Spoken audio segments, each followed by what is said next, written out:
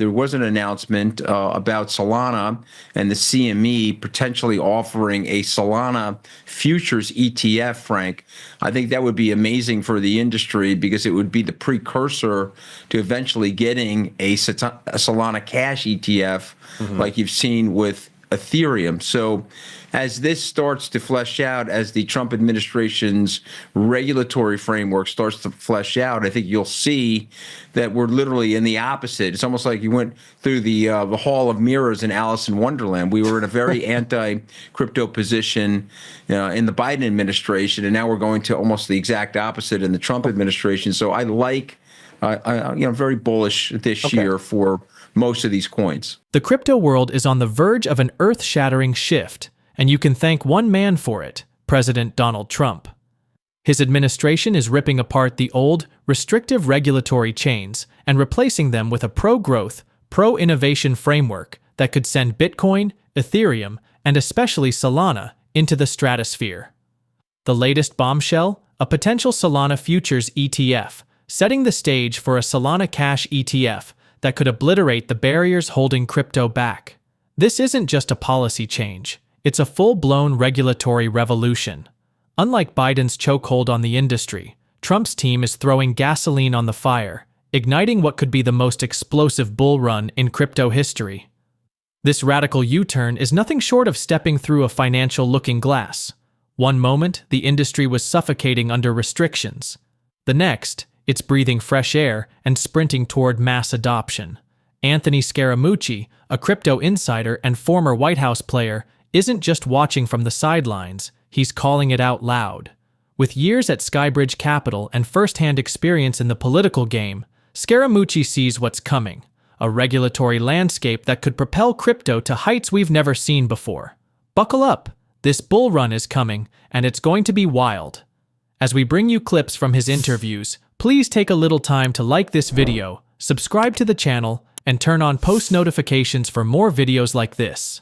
Thanks, and enjoy the video. The crypto industry has the patience of, a 7 or an 8-year-old, and they wanted Donald Trump to announce on January 20th at 12:01 that he was going to have a Bitcoin strategic reserve. And that would have been a bad idea because what David Sachs is doing is he wants to build a broad-based coalition that would include Democrats and Republicans to make something like a Bitcoin strategic reserve bipartisan. Otherwise, what will end up happening is you get the reserve under Republican, Democrats get a hold of the White House, they take the reserve back, and you have sort of this flipping and flopping going back and forth as opposed to a consolidated long-term visionary decision. So the move to build a working committee, the move to sort of address this and look at it over the next 6 months, I think soured the industry. And so some of the short-term traders, particularly those with leverage, sold their positions, not getting the super great news. But I think if you read through the executive orders, which we did, we're quite bullish on them. I think David has the right ideas, and you've got positive regulatory people at the SEC and Treasury. I was with Brian Armstrong, the CEO of Coinbase in Davos, who spoke on a panel together. Coinbase has been asking the SEC for over 2 years, just tell us what the rules of the road are. One of the big indictments of the Gensler piece of the Biden administration is it was a lot of regulation by enforcement. They're suing people left and right without giving them the appropriate guidelines. Even a federal judge said that was unfair and that it was incumbent upon the SEC to provide guidance. So I think this year, and certainly before February of 2026, we're going to get a piece of legislation related to crypto that will have specificity in it, related to stable coins, related to where Bitcoin is actually going to be regulated. Will it be at the SEC or the CFTC, as an example? I think the industry is really just looking for a set of rules that they can follow that is satisfactory to the United States government. And I think that happens. I began my Bitcoin journey about 5 years ago, and I've been tarred and feathered and praised as it goes up and down, and you oscillate between genius and dummy. But I think that Bitcoin now is representing where prices should have been in 2022. And said differently, if you look at the November Bitcoin futures approval, just studying administrative law, the spot ETF should have been approved sometime in the first quarter of 2022. So all of that delay caused a lot of that price damage. And so I see it here as the community seeing itself getting propitious, decent, middle-of-the-road regulation. And if you look at the people that the Trump administration has put into those positions, I think you end up getting that. And so 97,000, 98,000 is sort of where I thought we would be 3 years ago. So the real question is, will the institutions enter the game? And I think you see some of the endowments starting to do that. We know some of the sovereign wealth funds in the Middle East are quietly doing that. And so I think it's going to be a very good year for Bitcoin. Where are you on this strategic reserve idea, if you were a betting man? Well, I think it'll likely happen at a small level. I think David Sachs has been very smart to delay it. I think the executive order showed good judgment because you want to get the buy-in from the Republicans and the Democrats, not just one party. You'd hate to see a strategic reserve going into place, Republicans lose power, and then the Democrats pull the rug on Bitcoin and take it out of the strategic reserve. I think you need to get buy-in on both sides. I think it was very smart of David Sachs to make sure that there was a 6-month debate and 6-month analysis of this. But I do think you get something. Remember, we have 27 other things in our strategic reserve. It's not just gold and oil. There's trace minerals and other things that the country reserves. I think this is an asset that the country will want to own. Can I ask you about Ethereum? Only because Don Jr. was out there saying it's going to go up. Let me tell you, I assume he has some of it. But do you have a take there? Well, we do own ETH in small sizes. We're much bigger Solana fans than we are ETH. We don't have a negative opinion of ETH. My partner in law school classmate John Soulos is sort of an ETH maximalist, so he's got it in our portfolio. I think that Brett Messing and I just think that Solana is faster. It has lower gas fees.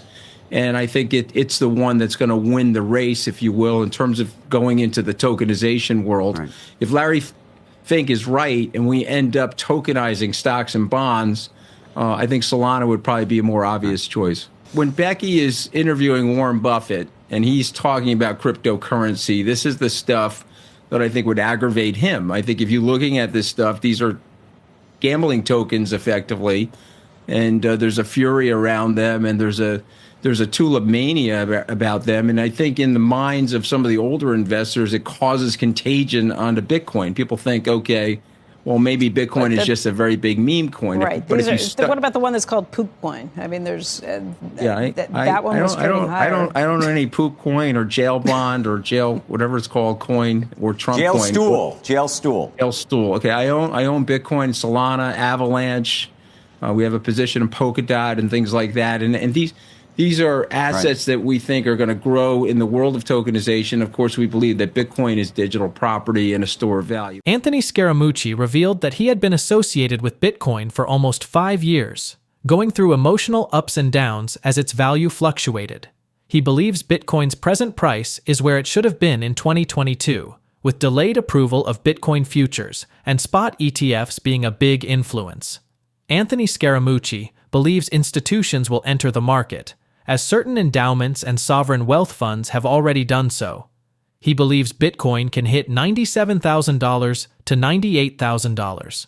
Scaramucci also commended David Sachs's decision to postpone the strategic reserve process. Scaramucci holds a tiny amount of Ethereum, but prefers Solana for its greater efficiency and lower gas rates. Let's watch more clips from Anthony Scaramucci's discussions and gain insights. Bitcoin, stablecoin, meme coin, tokens, are they all the same thing?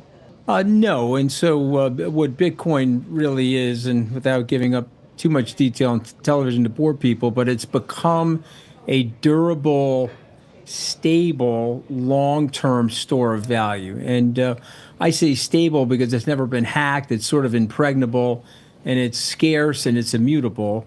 It's volatile, though, and it goes up and down as the society is adopting Bitcoin. We've experienced high volatility in Bitcoin, but it's the best performing asset over the last 10 years. And so if you read something like Neil Ferguson's book, The Ascent of Money, it checks all of the boxes of what human beings like in their money in terms of using it as a technology to trade goods and services with each other.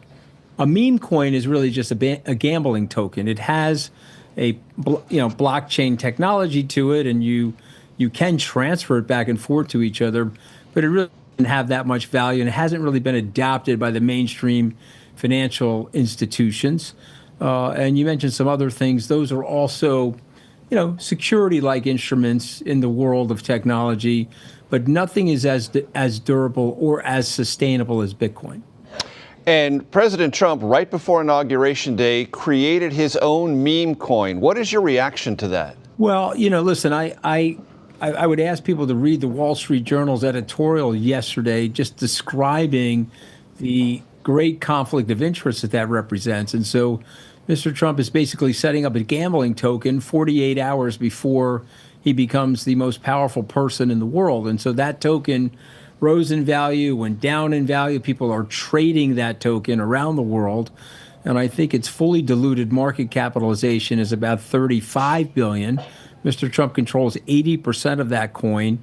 So there's a notional value there of $24 billion. Of course, he's locked into the coin for 3 years. But, listen, this is not something that I think any of us like, because it's a direct conflict of interest with what he's doing.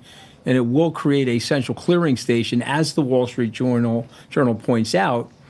You could end up in a situation where somebody could pay him to do things for them through that token. Now, I'm not suggesting anybody's doing that, but it's just the appearance of that impropriety, I think, weakens the presidency. And it also puts his commissioner-to-be, or his nominated commissioner, Atkins, at risk now when he's testifying, because they'll be saying to him, he's generally been a pro-crypto person. As you know, I'm a pro-crypto person. But he'll be saying, well, aren't you just acting in the personal interest of the President of the United States instead of the interest of the country? So I wish he didn't do that. But, with Donald Trump, you get the entire buffet table of Trump. You get some of the grift with some of the good business policies. And it's disappointing to see. But go to the Wall Street Journal. They blister President Trump with an analysis of what he did and how bad it actually is. I'm not as close to that situation as some of the OG people are. I got to Bitcoin in 2020.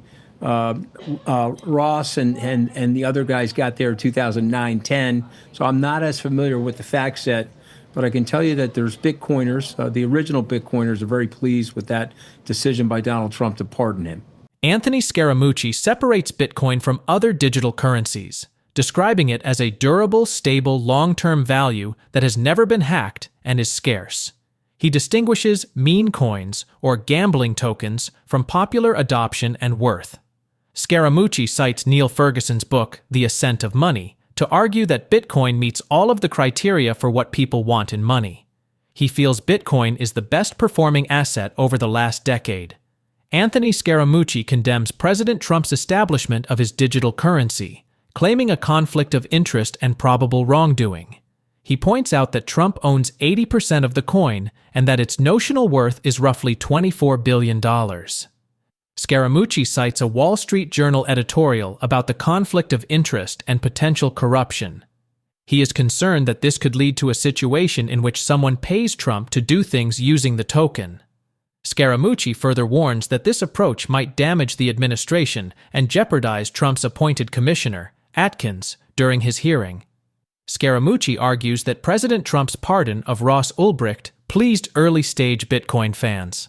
Ulbricht, the creator of the Silk Road, was sentenced to life in jail without the possibility of release, which many in the cryptocurrency sector said was excessively harsh. Scaramucci feels Trump's pardon was a good step, recognizing that Ulbricht's penalty was unjust. He notes that Ulbricht's prosecution was a mistake and that many industry insiders believed he was unfairly prosecuted.